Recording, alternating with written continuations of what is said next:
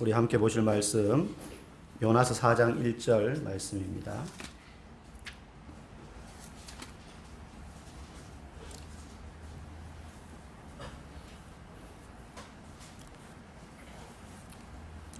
지난주와 같은 본문인데 요나서 4장 1절에서 우리 4절 말씀 교독하시고 4절은 같이 읽도록 하겠습니다. 요나가 매우 싫어하고 성내며 여호와께 기도하였는데 여호와여 내가 고국에 있을 때 기도하겠다고 말씀하지 아니하였나이까. 그러므로 내가 빨리 가시스로 도망하였사오니 주께서는 은혜로우시며 자비로우시며 너희를 더디하시며 이내가 크시사 뜻을 돌이켜 재앙을 내리지 아니하시는 하나님이신 줄을 내가 알았음이니까. 여호와의 원하건대 이제 내 생명을 거두어 가소서. 사는 것보다 죽는 것이 내게 나음이니이다 하니 여호와께서 이르시되 네가 성내는 것이 옳으냐 하시니라. 아멘. 말씀의 제목은 신앙의 도구화입니다. 여러분 관광지나 어떤 유명한 명소에 가면 이렇게 동전을 던지는 그렇게 그런 곳이 있죠. 뭐 우물일 경우도 있고 연못 같은 경우도 있고 그죠. 동전이라고 이렇게 던집니다. 그 외국의 한 영상을 보니까 외국에도 그런 게 많은 것 같아요. 우리나라만 있는 건 아니고. 그럼 그거 아십니까? 동전 이렇게 던지는데도 카드 결제가 된다는 거. 카드 결제. 그럼 사람들이 그거 왜 던지죠? 던지면서 우리 아이 이번에 합격하게 해주세요. 돈 많이 벌게 해주세요. 아픈데 고쳐주세요. 누구한테 비는지는 모르지만 어쨌든 그런 마음의 기대를 안고 소원 성취하려는 마음으로 이렇게 물론 이제 동전 하나 던지는 분들이 정말로 내가 이거 동전 저기다가 그 중간에 탁 들어가면은 이 소원이 이루어질 거야 라는 확신을 가지고 던지는 건 아니지만 사람들의 마음이 그렇다는 거예요. 기대한다는 거죠. 내 소원이 이루어졌으면 좋겠다. 근데 여러분 많은 성도들이 기도할 때에도 그와 같은 마음으로 기도하는 경우들이 많이 있습니다. 물론 그렇게 기도해도 됩니다.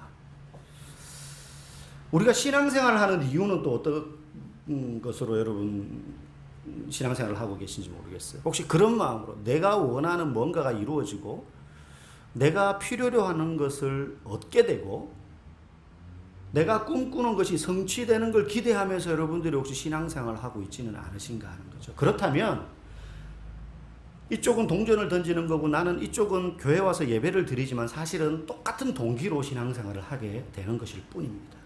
분명히 그게 아니라는 거죠. 지금 우리는 지난주에 봤던 본문과 같은 본문을 보고 있습니다. 오늘 제가 여러분들과 살펴보고자 하는 것은 우리가 신앙생활을 하는데 본질적인 목적을 어느새 잊어버리고 신앙을 자신의 뜻을 이루고 자신의 꿈을 성취하는 도구로서 생각하고 신앙생활을 하는 경우들이 우리에게 종종 있을 수 있다는 것을 요나의 모습을 통해서 찾아보자는 거예요. 요나는 자기 나라를 너무 사랑한 나머지 하나님의 뜻을 신뢰하지 못하고 사명에도 순종하지 않았을 뿐만 아니라 자기 생각과는 다르게 니느웨 백성들의 회개를 보시고 용서하시는 하나님께 막 분노하기 시작합니다. 자기가 기대했던 것과는 다르거든요. 저 나라가 회개도 안 할 뿐더러 그래가지고 하나님의 심판을 받아서 망하기를 기대하고 마지 못해서 끌려왔으니 전하긴 전했는데 진짜 하나님이 용서해 버리셨단 말이죠. 그러자 요나가 막 분노합니다.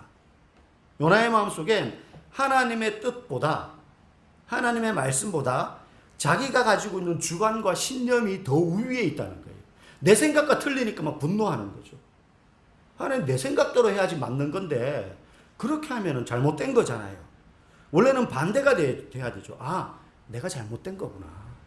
하나님이 뜻이 있어서 이들을 용서하신 거구나. 이렇게 생각해야 되는데 요나는 내 생각이 분명히 틀림없는데 왜 하나님 그렇게 하십니까? 하나님 지금 그건 잘못된 거예요. 그렇게 하시면 안 되죠. 쟤들은 망해야 되는데요. 그러면서 막 분노하는 겁니다. 우상숭배라는 건요. 무언가에게 절하는 행위가 아니라 하나님보다 더 중요하게 생각하는 무엇이 있다면 그게 형체를 가진 것이든 아니면 무형의 것이든 그게 우상이 되는 것입니다. 그래서 그것이 하나님보다 더 내게 소중해져서 그 중요하다고 생각하는 어떤 것이 훼손되거나 잃어버리거나 사라지면 견디지 못하고 하나님을 불신하고 불순종하는 자리까지 나아가는 것이 우상 숭배의 행위라는 거예요. 뭐 그걸 섬기고 막 이게 아니라 이거 없어지니까 막 하나님에 대한 반감이 생기고 분노가 일어나고 요나와 같이 그런 마음이 생기면 그때 깨달아야 되는 거야. 아, 내가 이걸 더 섬기고 있었구나. 요나에게는 민족이 그런 대상이었어요. 민족이.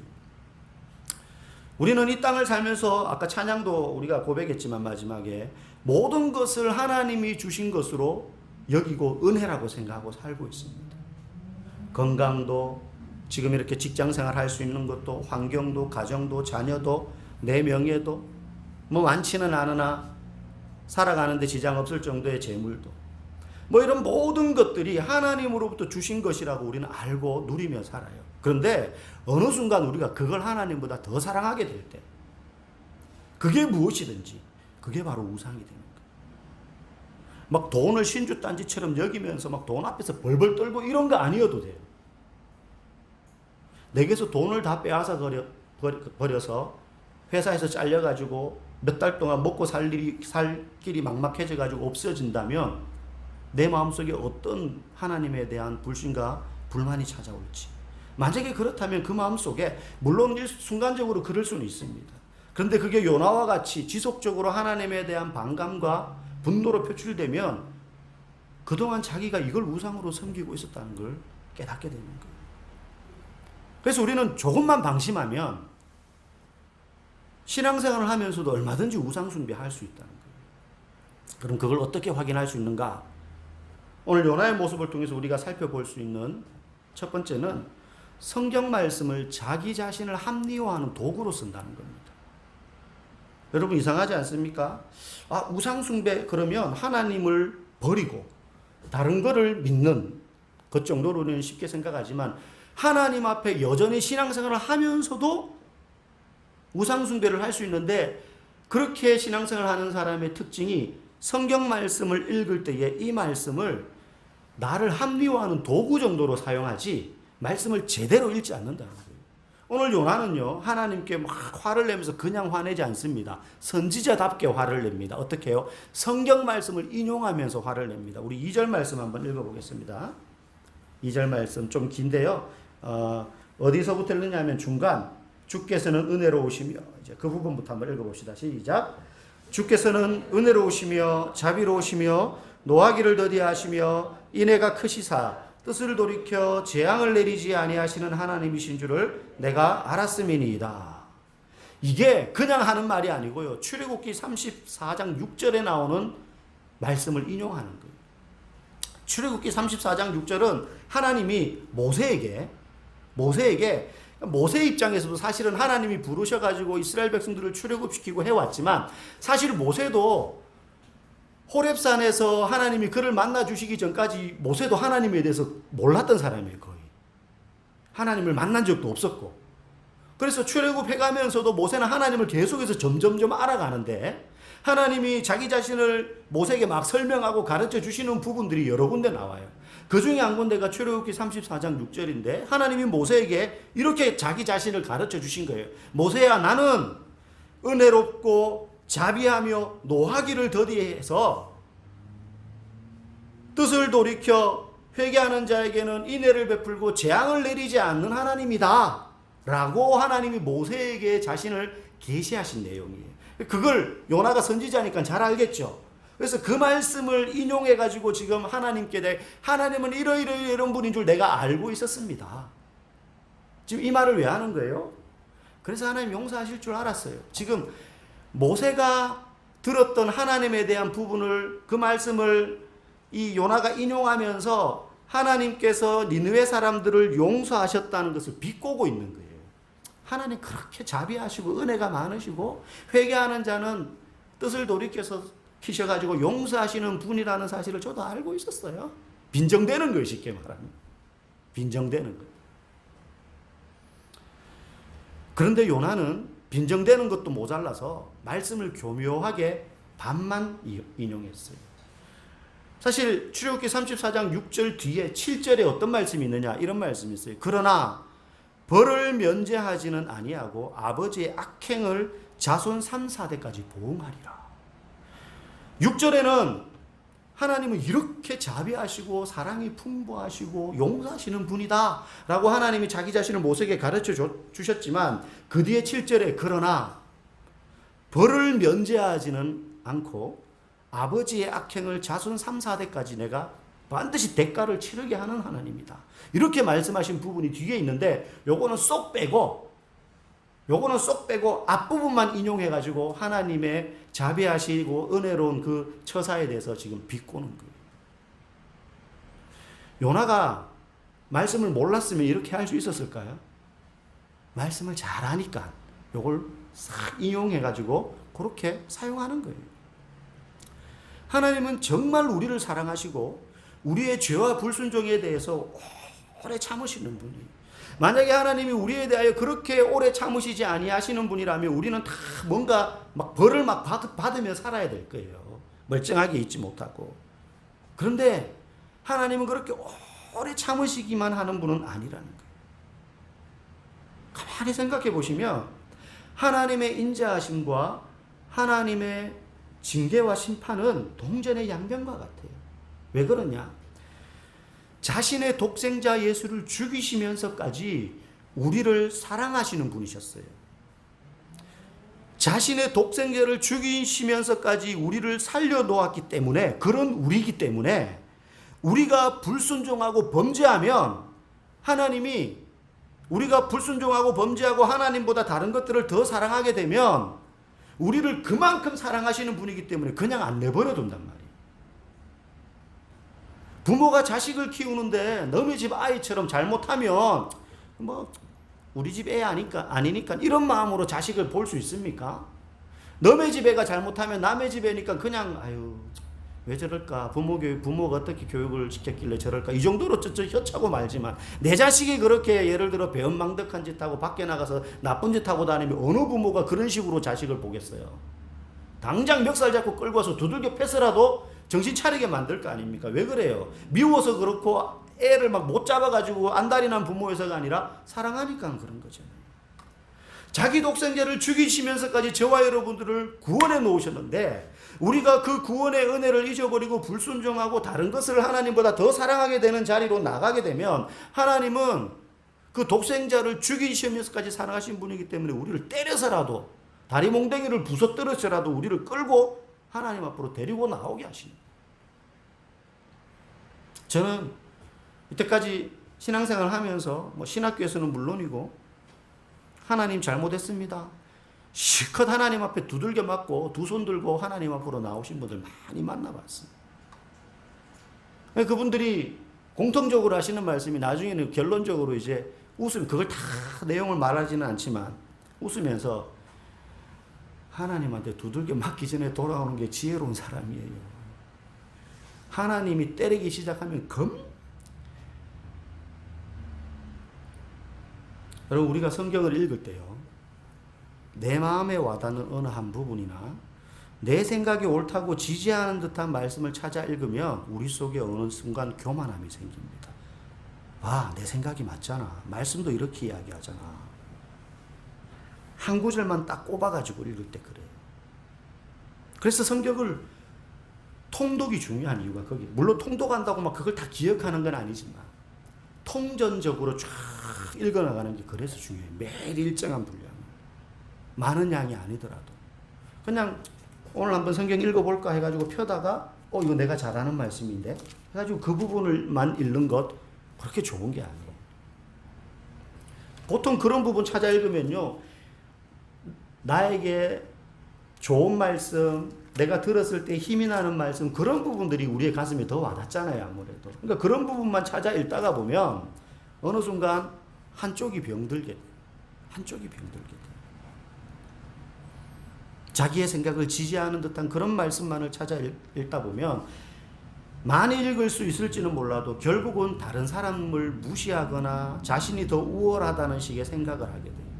여러분, 성경을 읽으면서 전형적으로 성경을 잘못 읽는 사람에게 나타나는 증상이 뭐냐면, 성경을 읽었는데 내가 다른 사람보다 더 의롭다고 어느 순간 느끼게 되면 그건 성경을 잘못 읽은 겁니다. 그러면 어떻게 읽는 것이 성경을 바로 읽는 것이냐? 반성문 여러분 혹시 써보셨어요? 반성문. 학교 다닐 때. 나와 반성문은 뗄래야 뗄 수 없는 관계였다. 혹시 그런 분 계신지 모르겠습니다. 학교에서 반성문을 쓰게 하거나 부모님이 반성문을 쓰게 하거나 뭐 잘못을 뉘우치게 하는 어떤 조치를 취할 때가 있습니다. 아주 어린 아이들일 경우에는 뭐 생각하는 의자에 집에 둬가지고 너 거기 앉아서 네가 뭐 잘못했는지 생각해봐 뭐 이런 경우가 있잖아요, 그죠? 그래서 애들이 잘못하면 뭐 그렇게 해요. 근데 그런 다음에 반성문을 쓴다든지 애가 생각하는 의자에서 잘못을 어느 정도 생각하고 뉘우친 다음에 부모가 혀차면서 혀를 쯧쯧 차면서 너는 원래 그런 애야. 그러니까는 혼나도 싸. 혹시 그러는 부모 있습니까? 그건 애를 정말로 망가뜨리는 거잖아요. 그렇게 반성문을 쓰거나 애가 잘못을 뉘우치고 나면 그 아이를 안아줘야 되잖아요. 위로해줘야 되고 그래도 엄마 아빠는 널 사랑해. 그걸 같이 심어줘야 되는 거예요. 안 그러면 안 그래도 막 그 순간 반성문 쓰고 생각하는 의자에 앉아가지고 자신은 되게 못나 보이고 쓸모없는 사람 같고 막 부모님에게 미움받는 사람 같고 막 그런 마음으로 막 실망이 큰데 너는 원래 그런 애야. 혼나도 싸. 이러면 애를 완전히 망가뜨리는 거거든요. 그러니까 반성문 쓰고 나면 반드시 애를 다시 격려하고 위로해주고 토닥거려주는 그런 과정들이 있어야 되고 표현이 돼야 되는 거죠. 그래도 너를 사랑해. 너가 미워서 그런 거 아니야. 이해시켜주고 말을 해줘야 돼요. 알아듣도록. 그래야 이 아이가 상했던 마음, 떨어졌던 자존감이 회복되고 그런 시간들을 통해서 애가 더 성숙하게 되고 부모님이 나를 혼낼 때에 반성문을 쓰게 할 때에 그 부모의 마음을 어느 순간 이해하게 되는 거죠. 그래서 막 감정이 상하고만 끝나는 게 아니라 자기가 받아들여야 될 일이라는 걸 이해하게 되는 거죠. 어느 순간. 성경을 읽을 때도 똑같습니다. 우리가 성경을 읽게 되면 제일 먼저 발견하는 것이 나의 죄와 허물이어야 돼. 나의 죄와. 나의 죄와 허물을 제일 먼저 발견하고 내 힘으로는 이런 죄를 해결할 수 없지만 그런 나의 허물과 죄에도 불구하고 나를 사랑하시는 그 하나님 아버지의 사랑과 은혜로 격려받고 새 힘을 얻게 되므로 더 겸손해지는 그게 성경을 바로 읽는 사람에게 나타나는 심령의 변화입니다. 그런데 요나는 자신이 분노하는 것을 합리화하기 위해서 하나님 그런 분인 줄 내가 알았어요. 그래서 내가 니느웨로 안 오려고 했던 거예요. 그렇게 합리화하기 위해서 말씀은 일부만 반만 잘라가지고 인용했어요.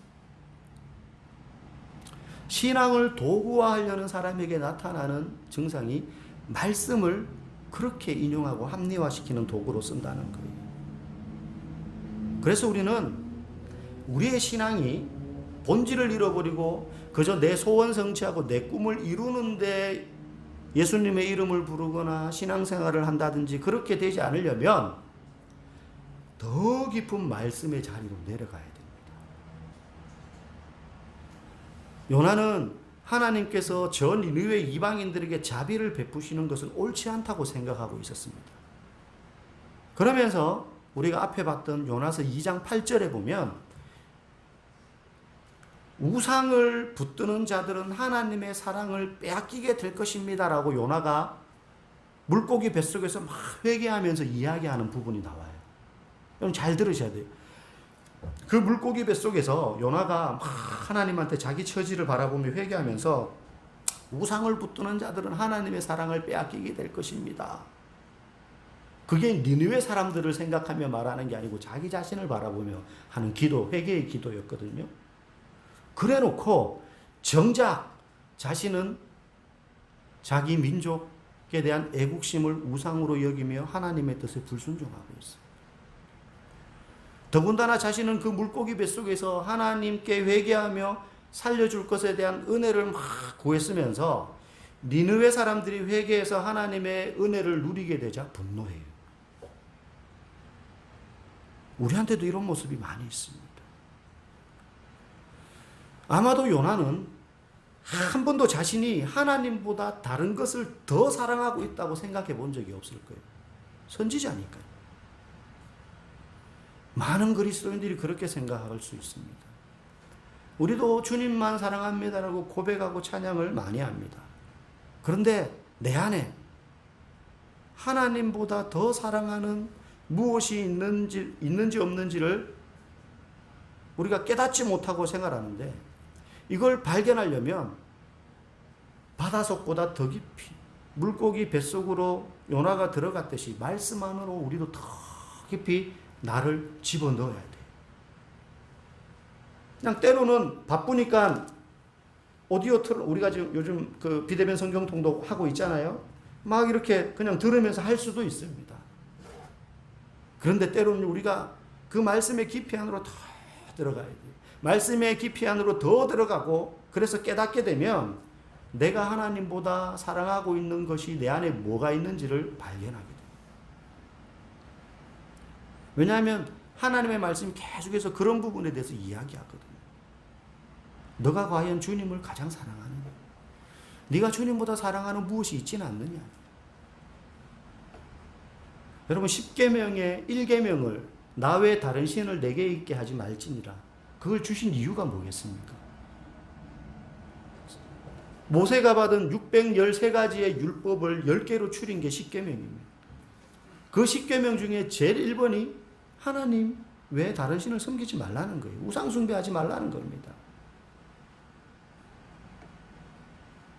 아담과 하와가 에덴 동산에서 선악과를 따먹었던 이유는 하나님같이 되고 싶어하는 그 마음에 동기가 있었기 때문에. 우상숭배잖아요. 그게 우상숭배. 그래서 성경을 우리가 읽으면, 더 깊이 들어가면 그걸 발견하게 되는 거예요. 아, 내가 하나님보다 이걸 더 앞세우고 있었구나. 말씀의 깊은 바다로 들어가면 내가 원하는 대로가 아닌 주님이 원하시는 대로 이루어지는 것이 가장 합당하다는 사실을 깨닫게 됩니다. 설령 그것이 요나와 같이 내 뜻과 달라서 어려움이나 손해를 보더라도 하나님을 신뢰하기 때문에 묵묵히 그 말씀을 붙들고 그 길을 걸어가요. 저는 지금 말씀대로 살면, 말씀을 많이 읽으면 하나님이 복 주셔서 모든 삶이 형통하게 된다라고 이야기 드리는 것은 아닙니다. 내 생각과 다르더라도 그 길을 묵묵히 걸어갈 수 있는 힘이 생겨요. 아, 이거 아니면 안 될 것 같은데요, 주님. 하나님, 이 방법밖에는 없어요. 이거 안 되면 안 돼요. 막 그런 생각이 들 때가 있어요. 제가 이것저것 다 해봤고요. 이제 내가 할 수 있는 게 없습니다. 이 방법 아니면 저는 이제 망하거나 실패할 게 뻔합니다. 그렇게 보일 때 하나님, 이렇게 해서 혹시 망하더라도 주님을 신뢰합니다. 요나가 가졌어야 될 바른 태도는 니느웨에 가서 진정으로 회개의 메시지를 외치고, 혹시 그 니느웨가 심판받지 않아서 우리나라를 다시 공격해 온다 할지라도 하나님이 우리나라를 붙들고 가시기 때문에 어떻게 일의 결과가 이루어질지도 모르나 주님의 일하심을 신뢰하고 믿고 맡기고 그 순간 순종하는 것이었어야 돼요. 혹시 이렇게 해서 망하더라도 주님을 신뢰합니다. 이게 신앙을 수단으로 삼지 않는 모습입니다. 신앙을 수단으로 삼는 사람은 이렇게 기도할 수가 없어요. 하나님, 안 망하게 해주세요, 무조건. 근데 내가 아무리 머리를 굴려봐도 이대로 가면 망할 것 같아요. 안 될 것 같고 실패할 것 같고 우리 애가 시험에 떨어질 것 같아요. 누가 봐도 시험에 떨어지거나 이번에 안 될 게 뻔한데 주님 무조건 붙여주세요. 혹시 그래가지고 붙잖아요. 그게 그 애에게 훨씬 마이너스가 될 수 있다니까요. 하나님의 뜻에 대한 전적인 신뢰. 에이, 목사님, 그런 사람이 어디 있습니까? 사람이 위급한 상황이 되면 다 잘 되기를 구하지, 망해도 좋사오니 주님 뜻대로 하십시오, 그런 사람이 어디 있습니까? 여러분, 욥이 사탄의 시험으로 자신의 재산 전부와 10명의 자녀들을 한날 한꺼번에 다 잃어버린. 그러고 난 다음에 욥기 1장 21절에 이렇게 고백합니다. 주신 자도 여호와시요 거두신 이도 여호와시오니 여호와 이름이 찬송을 받을지어다. 하나님이 주신 자녀요, 하나님이 주신 재산이니까 하나님이 거두어 가실 수 있습니다. 욥이니까 그러죠. 동방이 의인이라 그랬잖아요. 우리랑 같습니까? 아닙니다. 아닙니다. 저는 성경을 읽을 때마다 아브라함보다, 모세보다, 다윗보다, 솔로몬보다, 베드로보다 내가 훨씬 복되다 이렇게 생각을 합니다. 오히려 우리는 욥보다 더 하나님께 자유롭게 기도하고 언제든지 예배드릴 수 있는 사람들입니다. 우리는 성경을 통해서 욥보다 하나님에 대하여 더 많은 것을 알고 있고, 더군다나 욥이 전혀 알지 못했던 예수님을 우리는 알고 있습니다. 구약의 기라성 같은 모든 인물들이 제사나 제물이나 율법이나 예언 등을 통해서 어렴풋이 예수 그리스도를 알았지만 우리는 육신으로 오신 예수 그리스도를 압니다. 그리고 그분의 이름으로 기도할 수 있습니다. 우리가 욥보다 훨씬 신앙이 좋은 사람들입니다. 좋을 수밖에 없는 사람들입니다. 물론 우리의 성품으로는 불가능하죠. 욥의 성품이 우리보다 뛰어나서 그럴 수 있었던 게 아닙니다. 적어도 욥은 하나님을 전적으로 신뢰했습니다. 전적으로 신뢰했습니다. 아브라함이 이삭을 제물로 바치려고 할 수 있었던 이유도 아브라함의 성품이나 신앙의 경험이 우리보다 풍부해서가 아니라 하나님을 전적으로 신뢰했기 때문에. 저희 애들 이야기를 해서 죄송합니다. 눈 뜨자마자 제일 먼저 하는 게 암송입니다. 암송. 밥 먹으려면 암송을 해야 돼요. 저는 안 해도 됩니다. 그래서 가끔 그런 생각이 들어요. 야, 내가 우리 아내 자식이 아니라서 다행이다. 그러면 저도 막 암송하고 해야 되잖아요. 애들 4명 보면 막 눈도 못 떴는데 와가지고 뭐라고 중얼중얼 거려요, 이제. 그래야지 밥을 먹으니까 하루가 시작이 되거든요. 근데 그렇게 해야 됩니다.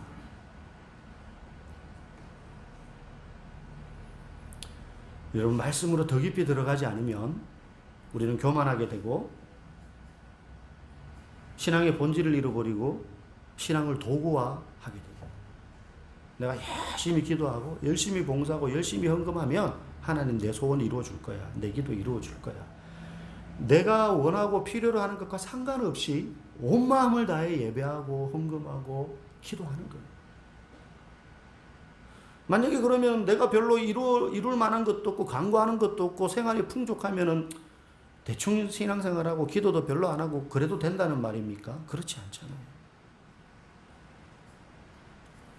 그저 읽는 정도가 아니라 듣고 생각하고 공부하고 깨달아야 돼요.